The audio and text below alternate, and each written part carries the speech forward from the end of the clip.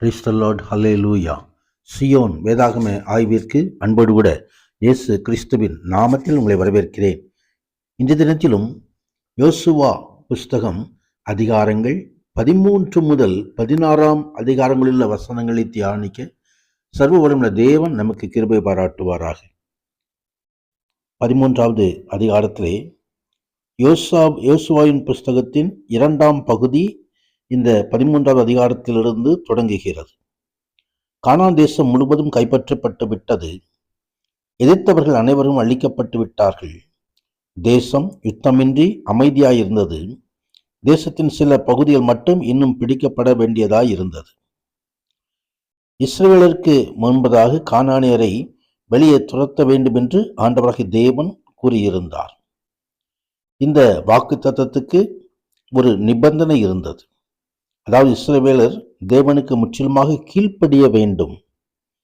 இஸ்ரவேலர் தேவனுடைய கட்டளையின்படி அங்கே கானானியர் அனைவரையும் துரத்த வேண்டும். ஆனால் அவர்கள் அனைவரையும் வெளியே துரத்திவிட தவறிவிட்டபடியால் அங்கே இஸ்ரவேலுக்கு பல பிரச்சனைகள் பின்பதாக உருவாகிற்று. அவர்கள் விக்கிரக ஆராதனை செய்ய தொடங்கினார்கள். கானானியரை பின்பற்றினார்கள். அங்கே ஆண்டவருடைய கோபாக்கினையை தங்கள் மீது பெற்றுக்கொண்டார்கள். அங்கே தொடர்ந்து அங்கே யோர்தானின் கிழக்கு பகுதியில் உள்ள நிலம் பிரிக்கப்படுகிறதை குறித்தும் நாம் பார்க்கிறோம். தேசம் 12 கோத்திரங்களுக்கும் பங்கிடப்பட்ட விபரங்கள் 13ஆம் அதிகாரம் முதல் 22ஆம் அதிகாரங்களில் உள்ள வசனங்களிலே விவரிக்கப்பட்டிருக்கிறது. இஸ்ரவேலுக்கு இது ஒரு ஆழமான ஆவிக்குரிய அனுபவமாயிருந்தது. இஸ்ரவேலுக்கு கானான் தேசத்தை சுதந்திரமாக கொடுப்பதாக கூறப்பட்டிருந்த தேவனுடைய வாக்குத்தத்தம் நிறைவேறிற்று. இப்பொழுது அவர்கள் சமாதானத்தையும் சந்தோஷத்தையும் அனுபவிக்கிறார்கள். 14வது அதிகாரத்திலே யோர்தானுக்கு மேற்கு பகுதியில் உள்ள நிலம் பிரிக்கப்படுகிறதை நாம் இங்கே பார்க்க முடியும். கானான் தேசத்திலே இஸ்ரவேல் புத்திரர் சுதந்திரித்துக் கொண்ட தேசங்களை ஆசரனாகிய எலெயாசாரும் நூனின் குமாரனாகிய யோசுவாவும் இஸ்ரவேல் புத்திரருடைய கோத்திரங்களின் பிதாக்களின் தலைவரும் கர்த்தர் மோசையை கொண்டு கட்டளையிட்டபடியே சீட்டு போட்டு 9.5 கோத்திரங்களுக்கு சுதந்திரமாக பங்கிட்டார்கள். மற்ற 2.5 கோத்திரங்களும் மோசே யோர்தானுக்கு அப்புறத்திலே சுதந்திரம் கொடுத்திருந்தான். லேவியருக்கு மாத்திரம் அவர் நடுவே சுதந்திரம் கொடுக்கவில்லை. காலேப்புக்கு எப்ரான் கொடுக்கப்படுகிறதை குறித்து நாம் பார்க்கிறோம். காலேப் தேவனை உத்தமமாய் பின்பற்றி வாக்குத்தத்தம் பண்ணப்பட்ட தேச சுதந்திரத்தை முழுவதுமாக பெற்றுக்கொண்டதை நாம் பார்க்கிறோம்.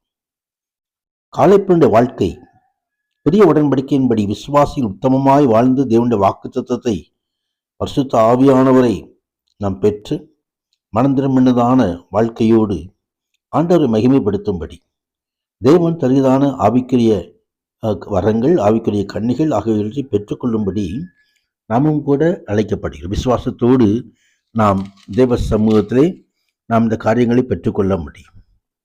15வது அதிகாரத்தில் யூதாவுக்கு ஒதுக்கப்பட்ட பங்கை குறித்து அங்கே எழுதப்பட்டிருக்கிறது. கதிரபசாமி மகிமை உண்டாவதாக. எப்பண்ணையின் குமாரனாகிய காலேப்புக்கு யோசுவா கர்த்தர் கட்டளையிட்டபடியே ஏனோக்கின் தகப்பனாகிய அர்பாவின் பட்டணமாகிய எப்ரோனான யூதாவின் புத்திரரின் நடுவே பங்கு கொடுத்தான். அங்கே அந்த சேசாய், அகிமான், தல்மாய் என்னும் ஏனோக்கின் 3 குமாரர்களையும் காலேப் துரத்திவிட்டு அங்கிருந்து தேபேரின் குடிகள் இடத்திற்கு போனான். முக்காலத்திலே தேபேரின் பெயர் கீரியாத் செபேர் என்று எழுதப்பட்டிருக்கிறது. மகிமை. எருசலேமிலே குடியிருந்த எபூசியரை யூதா புத்திரர் துரத்திவிடக் கூடாமல் போயிற்று. ஆகையால் இந்நாள் மட்டும் எபூசியர் யூதா புத்திரரோடு எருசலேமிலே குடியிருந்தார்கள் என்று சொல்லி அங்கே கடைசி வசனம் தெரிவிக்கிறது. அங்கே 11வது வசனத்தில் எப்ராயிமுக்கும் மனாசைக்கும் ஒதுக்கப்பட்ட நில பகுதிகளை குறித்து நாம் பார்க்கிறோம். மகிமை உண்டாவதாக. யோசேப்பு யாக்கோபின் 11வது குமாரன். பெயரில் கோத்திரம் இல்லை. அந்த பங்கு வீதம் 2 குமாரர்கள் எப்ராயிம், மனாசை என்பதில் கொடுக்கப்பட்டது. இதன் பலனாக யோசேப்புக்கு இரட்டை பங்கு கிடைத்தது. எப்ராயிம், மனாசை 2 தனித்தனியான முழு கோத்திரங்களானார்கள். வசனங்களை தியானித்து சொல்லும் தேவனுடைய ஆசீர்வாதங்களை சுதந்திரிப்பு உண்டு.